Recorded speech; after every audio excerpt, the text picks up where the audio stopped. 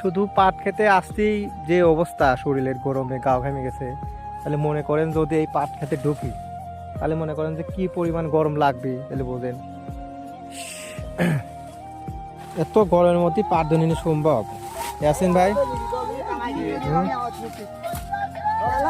আকাশে যে রোদের তাপ দেখেন, পাট দিনিসতে পাট বাসাই হচ্ছে শেষ শেষ বাসাই তাই না?